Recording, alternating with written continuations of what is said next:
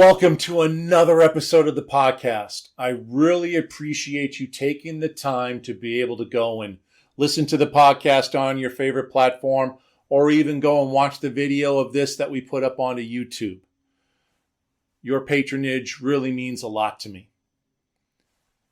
You know, I'd love to be able to cover a hot topic. Last week, I discussed getting into the different pillars of alignment and kind of defining them and how to be able to go and measure them and work with them to be able to go and drive more alignment to mission and vision. But this topic is so current right now that I feel it's really important that we go and discuss this and possibly put some ideas in your head that you can have some appropriate discussions, let's say, with other leaders in your organization to be able to go and tackle this issue. And that is around vaccine mandates. Now, President Biden signed an executive order recently stating that all organizations in the U.S. that have more than 100 employees must have everyone vaccinated. Now, this goes and takes a large number of the U.S. population in. And I'm not going to get into the political aspects of it. That's not what we do here. I'm not going to get into the legal aspects of accommodations for religion or ethnicity, sexual orientation, any of that. Disability. I'm not going to get into that because I'm not a lawyer.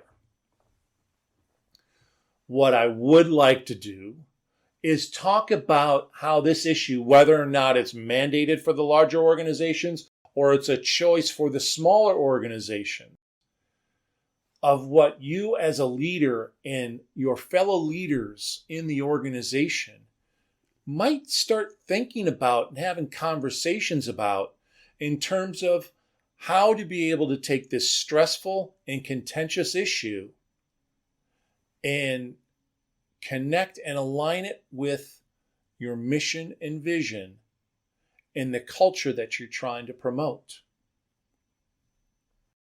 Now, for those larger organizations, obviously the decision has been placed upon you. Over 100 employees must be vaccinated. Now, even though the decision's been made, the process that leaders of those organizations can use to be able to go and communicate that and drive culture and make certain that people stay connected to mission and vision is still really important. Just because that issue of the decision's been taken away, the actual application and implication of that decision upon your organization is not. That's still up in the air. So now there's questions that you ask about, one, whether or not the function that you're looking at, it could be finance, it could be sales, it could be production, what have you, whether or not the function in of itself needs to be on site. What would be the value of having them stay at home? What would be the detrimental factors of having them stay at home, regardless of vaccination status? My wife works for a nonprofit in the finance area, and they kind of shrunk their office footprint through COVID and actually had to go and make decisions on certain functions staying at home because they just literally didn't have the office space anymore to be able to go and have everybody come back. So as leadership had these conversations, they came to the finance group and actually came to the conclusion that they can be off-site. There's technologies and processes and communication paths that enable them to be able to go and be as effective and help fulfill the mission as impactfully as if they are in the office. So kind of problem solved. If you haven't taken a look at that already, and I would hope that you have, just through the discovery of options for return to work, you had those types of discussions. But maybe there's a possibility of revisiting those conversations with the possibility of vaccine mandates dependent upon the situation of the employee base in your organization. The second question, drilling down a little bit more, is whether or not those individuals that are choosing not to get vaccinated, is their role critical to fulfilling mission and vision to be in the office? Or can they adequately go and do their job? Is there reasonable accommodation that could be made for that individual in that particular role to stay at home? What are the benefits? What are the ramifications on maybe the more negative side of having that individual not able to come into the office and interact with others, connect? Are there different things to be able to go and jigger around roles and responsibilities to go and accommodate because you like this employee, they perform well, they're mission driven? So assessing the environment the employee base has on who's vaxxed, who's not vaxxed, who's going to refuse to get vaxxed no matter what. Taking a look at that individual perspective, having conversations of how you want to go and look at that as leadership with certain criteria that you go and set for yourself will be really important in those decisions. And I'll get to how that process and the communication paths are really important as we get to how we communicate all of these decisions and the ramifications moving forward as you start dealing with the inevitable friction that happens through the decisions that are going to be made. The third thing, and maybe this is first, maybe it's second to some extent, but especially if you're in a smaller organization, is to understand what does it mean to fulfill the mission and vision again? How is that completed? Are there certain things that need to be done to fulfill that mission and vision? But is the mission really striving and exercised in its culture by individual freedoms and that openness to be able to go and do what you feel is right? Mandating employees come back because it's required of them to be able to fulfill the mission. Maybe they're in a production type of role that requires them to not only be there, but now to be vaccinated because you feel to fulfill the mission that there might be too much of a risk if they are to go and possibly infect others, including vaccinated individuals, and the ramifications of losing a certain percentage of your employee base in that area for a period of time could be extremely detrimental, if not catastrophic, to the viability of your organization. Those are tough discussions from a cultural practice type of perspective.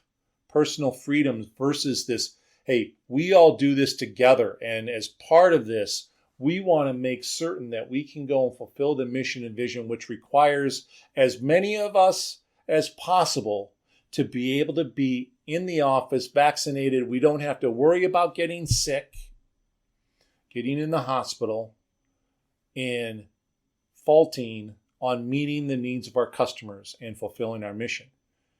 Those are tough conversations. And quite honestly, I'm not certain I could give you the right answer for that, because that really is dependent upon, especially in the smaller organizations, what the culture and mission and what y'all believe in as an organization, as well as leadership.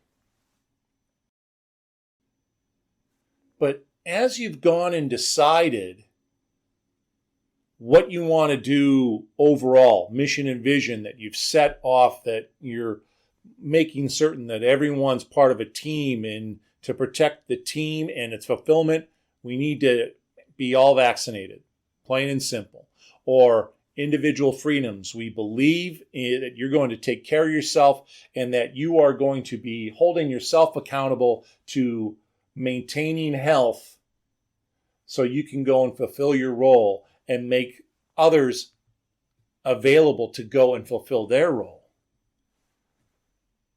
That's one question, but you have to understand what the processes that you use to come to those conclusions are, what the actions that you're choosing to take from those conversations are, and what you foresee as the ramifications, both to the mission as well as to possibly people that other employees know and love and become comfortable with.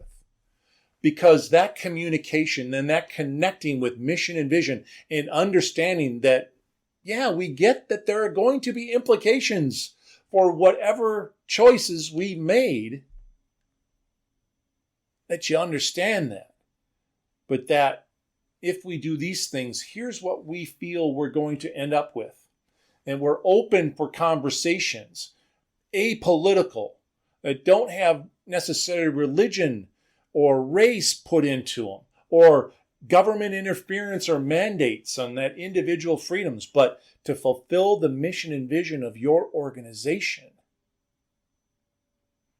That if those people are aligned to go and do that, this is what the organization is saying needs to be done. And if you're not comfortable with that, okay. Then you have to be willing to accept the consequences of those actions, that you might lose people that have chosen to not get vaccinated. And then you go and fill. You find ways to be able to manage with what you end up having. And then as things move on over time, if you have your leadership aligned in all of this, that they understand the why, and they understand the decisions that were made, whether or not they necessarily agree to them, they were part of the conversation, they see the logic, and they're going to be able to go and help drive to mission and vision. Over time, some of that stuff may break down. You may not be able to find all the employees that you need, or you might have a little bit of a drop in the productivity with the ones that you do bring in. Heck, you may end up finding even better employees. Who knows? But over time, there's going to be dynamic change in the relationships and the dynamic within each team and how they work together and how that rolls up to the entire organization. As a result, in part, of this vaccine mandate and what you choose to do. So the more that you communicate the process that you used, the questions that you asked, the struggles in the conversations that you had, that you brought different people in for different views. And then when it came down to it to go and fulfill the mission of the organization, you felt it was necessary to be able to go and do this. You've provided accommodations. There's flexibility within this, but here's where we need to go. And then reinforce that over time.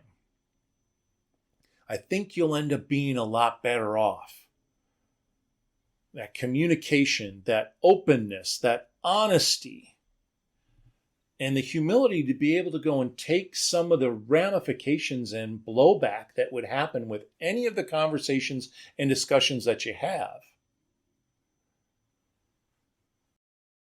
It's going to be a leadership challenge. If you recall, I ended up having an episode on back that talked about more stresses being put onto organizations now that COVID is actually waning. Boy, was I wrong about COVID actually waning, for one, but I didn't see a Delta wave coming at that time and this issue on vaccination at that time. But this is one of those leadership stress events that I talked about a couple of months ago.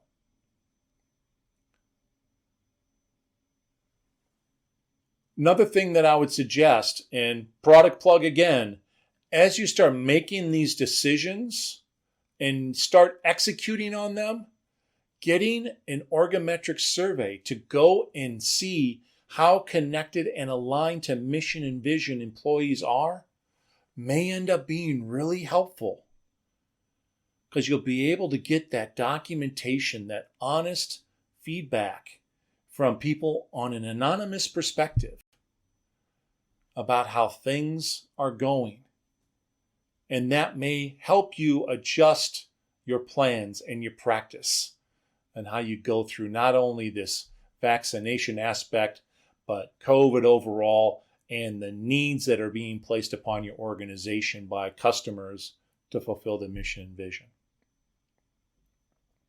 I'd love to hear from you.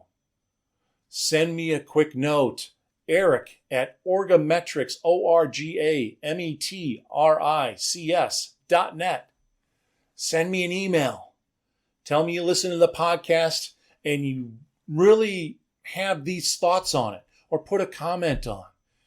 I'd love to have that discussion and learn from you what's going on in your world, the questions that you and your fellow leaders are asking of each other. That would be a really fun conversation for me.